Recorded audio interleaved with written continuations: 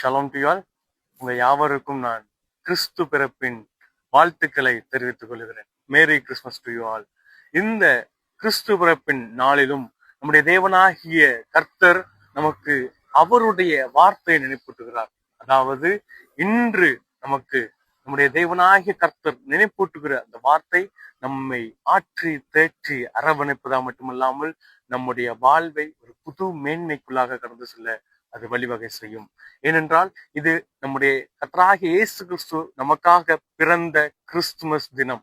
அதாவது நம்முடைய பாவங்களுக்காக, நாம் செய்த அக்கிரமங்களுக்காக, நம்முடைய எல்லா மீறல்களுக்காகவும் அங்கே அடிக்கப்படுவதற்காக இயேசு கிறிஸ்து குழந்தையாய் பிறந்தார்.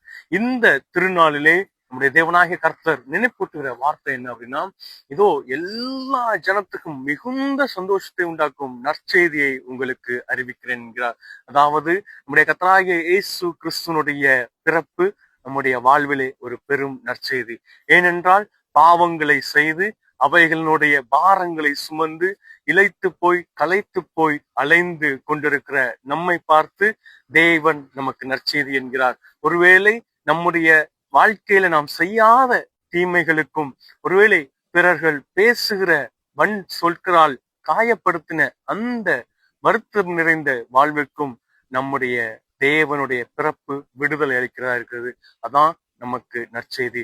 நம்முடைய வாழ்க்கையில இருக்கிற போராட்டங்களை கண்டு நாம் துவண்டு கலங்கி அங்கே நொறுங்குண்ட இருதயத்தோடு வாழுகிற நமக்கு தேவன் நற்செய்தி என்கிறார். ஏனென்றால் நம்முடைய எல்லாருக்கும், எல்லா ஜனத்துக்கும் நற்செய்தி என்கிறார் நம்முடைய இயேசு கிறிஸ்து. ஏனென்றால் இன்று நமக்காக நம்முடைய கர்த்தராகிய இயேசு கிறிஸ்து 2000 ஆண்டுகளுக்கு முன்பதாக ஜெனித்தார்.